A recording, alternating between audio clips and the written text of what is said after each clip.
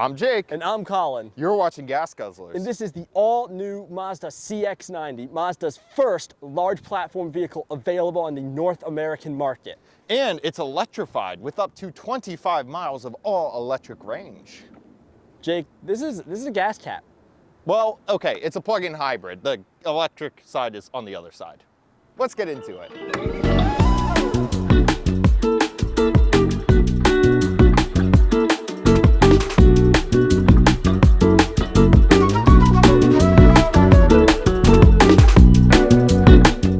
Let's talk about the front of the CX-90. Starting up here with the windshield wipers. This does have the windshield wiper de-icers on the Premium Plus trims that'll help on those colder days if your wipers have frozen.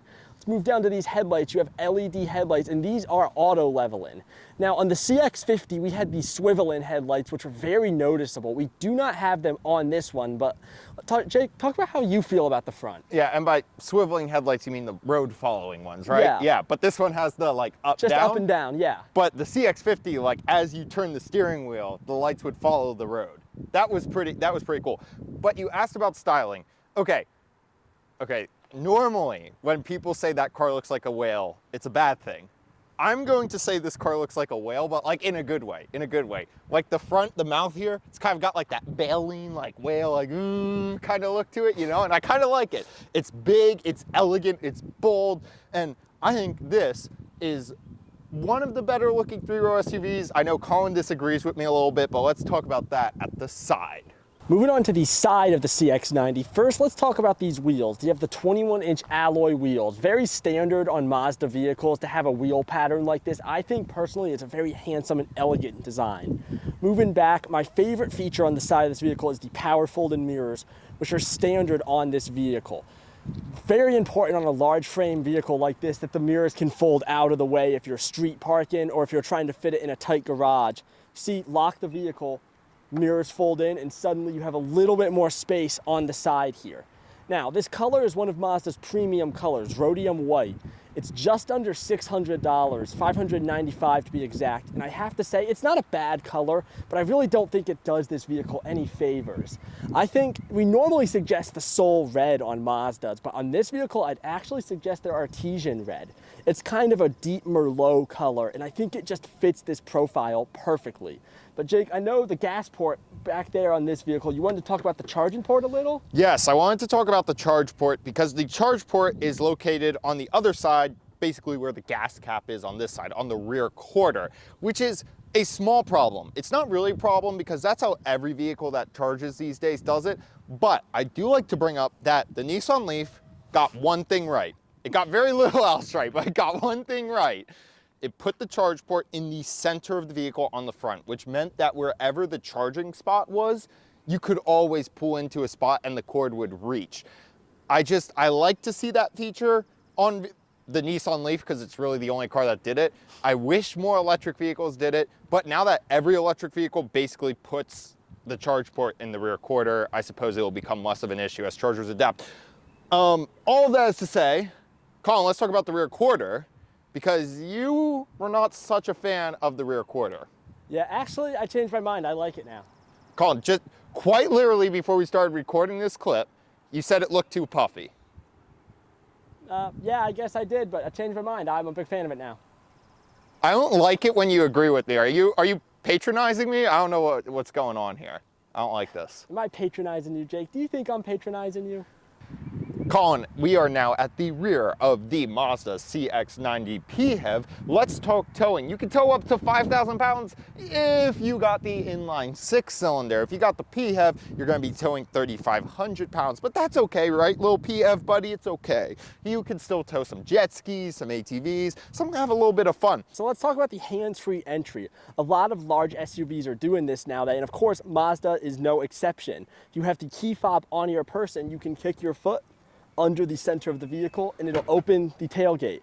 Now, I found that Mazda's is a little slow to pick up, but I've not really had issues with it being inconsistent like some other manufacturers. So it always picks up your foot. It's almost just a little little slow does. to open. Yeah, but you noticed even there, the tailgate, there's like just a little bit of lag, so you might just have to hold your groceries for like a second longer. Oh my goodness, Colin, what are the people going to do? They might never get over it. They might never get over it. Let's talk about storage though. Just under 15 cubic feet of storage space with this third row up. To move it down, you just grab this strap, pull and push. Now for putting it down, I think I'd rather have an on the shoulder kind of like button to put it down, but that strap does make it a lot easier to pull the seat back up. Now, with that second row up and the third row down, you have 40 cubic feet of storage space. If you were to fold the third row down, that would get you 74.2 cubic feet of storage space. Now, Jake, I know you wanted to talk about some of the charging amenities back here. Yes, let's talk about electricity. So we have two outlets in the rear here, Colin. We have a 150 watt outlet here. We also have a 1500 watt outlet that you're gonna get on the PHEV Premium. So you get a huge amount of power output. You also, with your PHEV, get a plug to plug in your car. You know where this is going, Colin. We're gonna plug in our PHEV for infinite power. Never pay for gas again. Here we go. Oh my goodness. Gosh, it hurts to be this smart, folks. Here we go. Infinite power in 3, 2, 1. You know, Colin, I've done some thinking. And I think the CX-90 is better at being a Buick than any Buick has ever been at being a Buick. Jake, this is why you shouldn't do any thinking. That might be one of the stupidest things I've heard you say in my 9 years of knowing. No, okay, listen. Buick, it fills the gap between mainstream and luxury brands, right? It's not quite, it's a little nicer than a Chevy, not quite a Cadillac. Okay, I'm tracking. Okay. You see where this is going? Mazda, the CX-90, much more premium interior, a few extra features compared to the mainstream brands like, say, Honda or Toyota, but much better value than the traditional luxury brands, right? A lot more kind of cool tech and whatnot. And for $58K, you're not getting a 3-row PHEV from any of the luxury brands. Yeah, I have to say, I see the comparison now. I get what you're getting at. Yeah. This CX-90 is better at being a Buick than any other Buick has ever been at being a Buick. Let's talk about what's under the hood of the CX-90. Of course, you're gonna have the 2.5 liter 4-cylinder engine paired with an electric motor. That motor is gonna be replaced directly between this engine and the 8-speed automatic transmission. Now, all of that's gonna be going through an all-wheel drive system, just like all of Mazda's other SUVs. Jake, how much power are we making? Okay, so it's a little complicated. The 4-cylinder engine is putting out 185 horsepower and 189 pound-feet of torque. The electric motor you mentioned, that's putting out 173 horsepower and 199 pound-feet of torque. Now you think you just add the two, you get the total output. Nope, wrong, that's not how it works. It's all sorts of complicated math stuff. The equivalent, basically, is total system output will be 323 horsepower and 369 pound-feet of torque. We have the 17.8 kilowatt hour battery pack on the PHEV. EPA rating for this car says that you will get 25 miles of all electric range. Driving it very recklessly and in real world conditions, we got 22 miles of electric range, which is very respectable for a vehicle of this size. Charging is going to take 11 hours with a level 1 charger. That's just a wall outlet.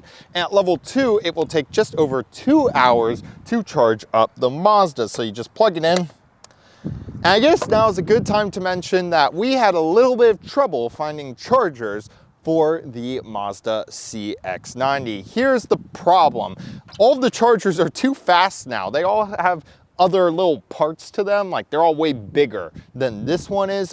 There are free Volta chargers that we found at a Safeway that works with the CX-90, but your fast chargers from the likes of EVgo or Electrify America, those we have not had luck charging up with. Let's talk about all of the safety features. So all CX-90s are gonna get Eye Active Sense standard. That's gonna give you features like radar cruise control, stop and go functionality, lane keeping. You even get rear cross traffic alert with blind spot monitoring as standard. That's pretty rare. Usually you have to pay for an upgraded package to get blind spot monitoring and rear cross traffic alert. Now, higher end trims of the CX-90 are also going to get features like front and rear parking sensors, very helpful on a vehicle this large. You also get traffic sign recognition and you get secondary collision alert. So basically, if you're hit or in an accident, the vehicle's gonna try to apply the brakes, unlock the doors and such to keep you safe and make it easier to rescue you and reduce the impact of a second collision. Now on our Premium Plus, we also get front cross traffic alert, which is basically rear cross traffic alert, but it is in the front of the vehicle. So if you're at an intersection and a car is coming from your right or left, the Mazda is going to prevent that collision from occurring. I will add that some of the safety systems tend to be a little overly cautious in here. I often get blind spot and rear cross traffic warnings when there is no one in my blind spot. It does happen about maybe once every other time I drive. It can be kind of annoying. Let's talk about the seats. For the plug-in hybrid on the Premium Plus trim, you will get nappa leather seats, either in black or white. They're very comfortable, high quality seats, but I want to talk about some of their features.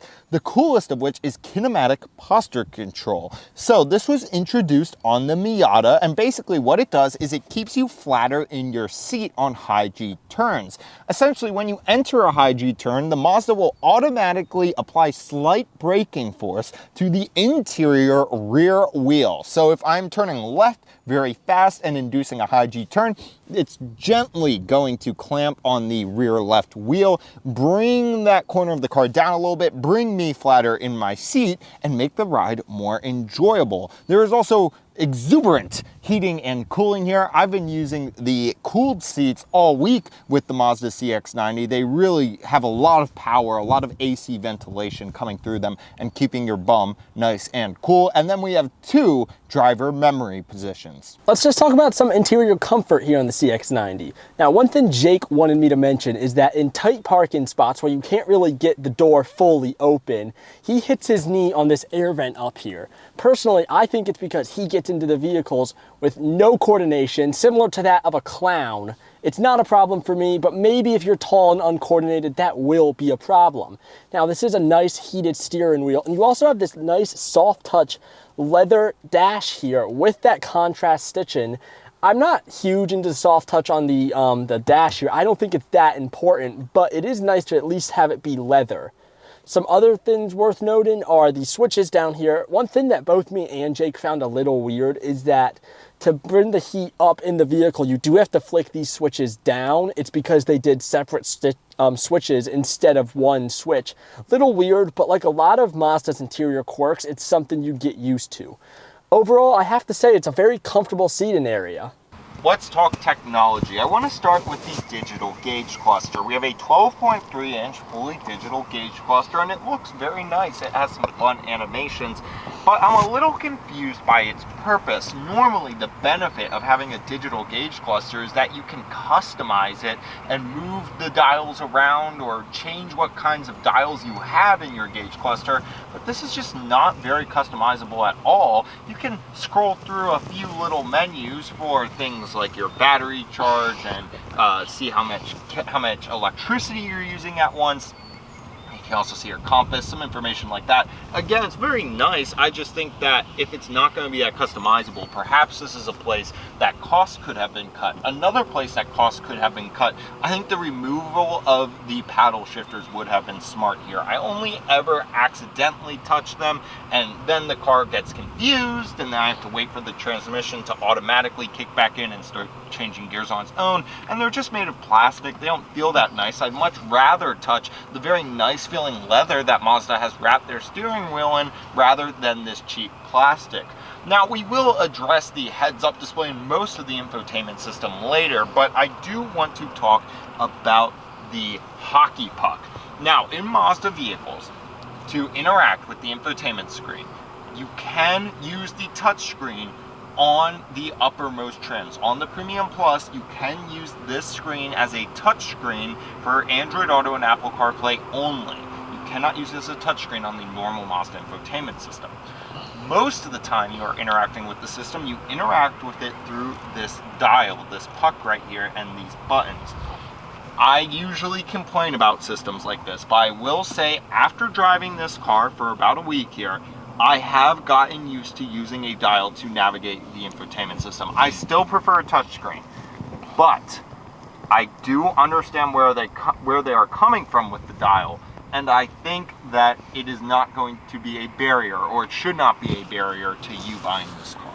Let's talk about the rear seating area in the CX-90. And I have to say, I think this is one of the places where this vehicle shined. I'm gonna start with the light back here. This giant moonroof just brings in so much light and makes this a really enjoyable seating area. You also have your own climate controls back here, as well as rear heated seats. Very nice to see that. You also do have vents. Those are a must-have on this vehicle. If they did not have them, that would just be catastrophic. Luckily, you do. You also have some charging amenities back here. Now, you do have the big bump in the middle. Of course, this is an all-wheel drive vehicle, so you're gonna have that. But it's not too big or in the way, so not that big of a knock. You also have this cup holder here, and I have to say, not a huge fan of this. It feels like if a younger kid wasn't being too careful, this could get broken off or damaged if someone like stepped on it or kicked it and maybe even tripped as they were walking through. And you also don't get the little nub. So this is really not super versatile. It can only hold maybe a couple sizes of drink. Other than that, great seating area. All right, guys, now let's try and get in the third row of the Mazda here. Of course, you have the little latch on the seat. Super easy to do, very responsive. Pull this seat back. A little stuck on my feet right now. And I have to say, lot of leg room back here. I will say not a lot of foot room. I find that my feet are kind of like uncomfortably against the bottom, but my legs, just so much room. I think you could easily fit 2 full-sized adults back here. Maybe if you have a really small friend or just a child, you could fit them in this middle seat. But I have to say, I'm pretty impressed by the leg room. Now let's talk about some of the other amenities back here. You have 4 cup holders. None of them have the nubs, but that's kind of the industry standard for the third row.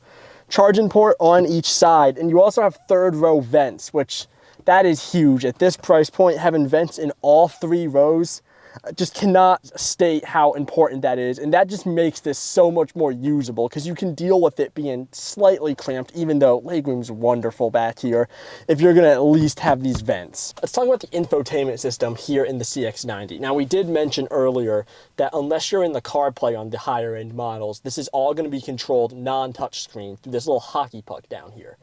Now, it's pretty easy to use, I think. It does catch, so it's not like you spin it and kind of have to, you know, zone in. There's a little snap each time you go down just one. Of course, if you spin it really fast, you will jump around. But I think it's easy enough to use. You also have buttons around to go home or back and other sorts of navigation. If we go into some of these menus, you can see they're a little word heavy, especially if we look in the battery monitor here. It's just kind of a lot of text, you know, it's a little boring. I'd like to see them do more with this. A little like pictures and like, yeah. And Toyotas, they show you where the energy is flowing through the vehicle. I'd like to see that here. That'd be a good V2. Yeah, they give us like these little diagrams just in the home screen, but like when you actually go there, this one does have the graphs, but it's just, you know, it's a little plain. But Jake, I know you wanted to talk about CarPlay, so I will send us over to that. Yes, so we have wireless CarPlay here, and we do have a wireless charger, so you can put your phone on the wireless charger and in theory, seamlessly connect to the wireless CarPlay. Now, it's not so seamless in here because I have found that you really have to position your phone pretty precisely on the wireless charger. In some cars, you can just kind of throw your phone on the wireless charger and it just charges no matter what. Not really the case here. You have to think about it, place it precisely, which is a minor annoyance. The CarPlay itself looks great when it works. However, we have experienced a little bit of lag in the system, and I think that lag is amplified by the fact that we are using a dial rather than our hands to just poke. Now, right now it's working well, but I have had 2 instances of maybe 20 trips I've taken in this car so far where the CarPlay has been unusable. It was so laggy that it was unusable. However, most of the time it has been perfect. And again, that could be something with my phone, that could be something on Apple's end, not necessarily a fault of the CX-90 here, but is a big, beautiful display, and when it works, works well. So Colin, we are out here on the road in our 3-row Buick Miata. Yeah, that's a sentence I never thought I'd hear you say, but I have to agree. I think that fits this vehicle. Yeah, it's kind of the vibes that you get from this thing. I mean, I would go as far as to say that this is the most fun 3-row SUV that you can get for under $80,000. Yeah, I'd really love to try the inline 6-cylinder engine you get on the Turbo S trims. I feel like that would have a lot of zip. Yeah, and you know, this thing handles great, but I want to jump back to what you just said. The 6-cylinder, I think actually, you can have plenty of fun with the PHEV here. It has plenty of zip itself because that electric motor can accelerate you right away, and it gives just enough time for that little 4-cylinder to spin up and catch up. So this thing really can go. Yeah, I know we've also talked about the handling a lot. The braking on this thing is incredible. It has like a really high point of bite, you know? It really feels planted for what it is. Yeah, that high bite point, that is one of those just Mazda quirks. Another Mazda quirk that we have here is going to be the kickdown pedal. So for those of you that haven't driven a Mazda before, basically you push the pedal about 90% of the way down and it accelerates kind of like a normal car would, right? Goes faster, that's good. But you feel a bit of resistance. You click past that point of resistance, and that's when the car really goes all in, gives you everything it's got, and that's really when this car comes to life. When you get past that kickdown pedal, it is just a lot of fun to drive. So the driving dynamics of the CX-90 are absolutely spectacular. But Colin, you know, one downside of cars that kind of handle well is they do shatter your bones. They have stiff suspension often, and that was the case in the CX-90 when I first drove it. You and I drove the CX-90 almost right when it came out at a press event, and it was, the rear end was just so stiff. That CX-90 that we were driving there, I just really was like, how did this get out? It did not feel good at all. They have changed something. I do not know what changed, but the handling here still feels crisp like it did in that first CX-90 we drove, but the bone shattering is vastly reduced, and all of my bones are now intact. And I greatly appreciate Mazda's respect for my skeleton that they have brought to the CX-90. So again, I think they really struck a balance here with the powertrain, with the handling. I would go as far as to say that within this vehicle, it's the high point. The driving experience is easily the best part of this vehicle. Colin, it's time for the highway merge. We're starting at 35 miles an hour. I'm gonna floor it. That little 4-cylinder screams, it says, yes, I can. And we are up to 64 miles an hour in absolutely no time. So, my purpose for bringing us to the highway is to talk about some of the driver assist features that Mazda has bestowed upon us. So Colin, what are we looking at here? So you have the Mazda radar cruise control system, yes, and that comes standard on all trims of this vehicle with stop and go assist. Now, if you get the Premium Plus trim, so this, the Turbo Premium Plus or the Turbo S Premium Plus, you'll also get the speed limit assist. Now, it's worth noting this doesn't have lane tracing, but it comes with so many other features that I don't think that's a huge problem. Okay, yeah, so the lane tracing's complicated because it kind of has lane tracing. Like right now, I can very much feel the wheel is trying to center me within the lanes. However, you can't do like the hover hands like you can do in some other vehicles. This thing will cross a line and stuff like that. So it's a very strange situation. Normally on a $60,000 vehicle, I'm kind of starting to look for higher end, higher functionality lane trace assist. However, there is such good value throughout this vehicle that it's really hard for me to complain about like lacking that, you know, because clearly that money went to other very useful features. So that is kind of a good summary. I think you put it all well about the driver assist features here. What I really like about the driver assist features is how all of the information is put into our heads-up display here. So for example, if my blind spot is filled by someone driving a lesser vehicle than the CX-90, I will see in the heads-up display, it will display a warning to me that someone is in my blind spot. Also, all of my information about the driver assist features, be it the dynamic radar cruise control, be it the lane keeping system or any of that, is also projected into the heads-up display. So is the speed limit. It is a huge crystal clear display. We've always really liked the heads-up displays in Mazdas, and I think that the CX-90 here really doesn't disappoint. Colin, we are now driving with the PHEV's party trick. We are driving in full electric mode now. Now, I do have one complaint I want to kick off with, and that is there's a little button here, and you can tell the Mazda, hey, save the battery, right? You can say just run the engine, save the battery. That's useful if you're going to a certain zone that doesn't allow combustion vehicles, or if you know you're going to be in a city later where driving in all EV mode makes much more sense. Unfortunately, if you turn the Mazda off and then turn it back on, it does not remember that you gave it that instruction, and we ended up with a dead battery actually previously because we told the Mazda, hey, save your battery, turn the car off, turned it back on, and it forgot we had told it that, which was kind of annoying. But tell us about the driving dynamics. I have to say, Jake, I think it is noticeably just a little worse than if you have the full engine. But you did mention earlier, in the city is kind of When you say worse, what do you mean?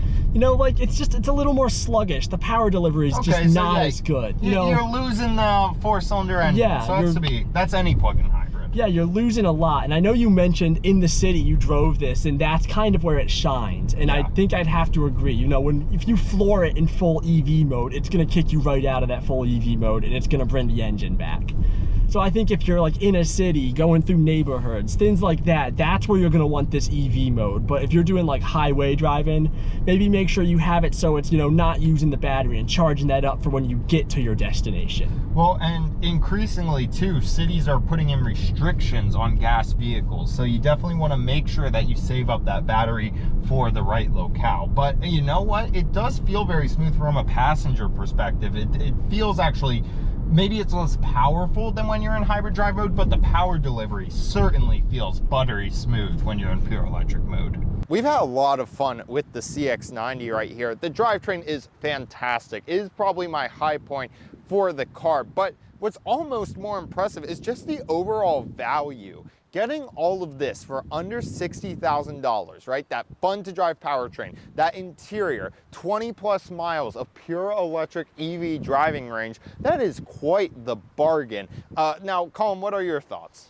I have to say, Jake, I think this is probably one of the best vehicles in the segment. I do say that though, with the understanding that if you get one of these, you are gonna have to just learn and familiarize yourself with some of Mazda's quirks. You know, they don't do the touch screen. And I know to some people, that's just kind of, you know, that's kind of something that, you know, it turns them away from the vehicle. They're really used to the iPad, the phone, the touchscreen. But this, you have the hockey puck unless you're in the Apple CarPlay. But I think once you take your time to learn this vehicle, it really stands out in this very crowded segment. Of course, this has been Gas Guzzlers. I'm Colin. I'm Jake. And this is the Mazda CX-90. We'll see you next week.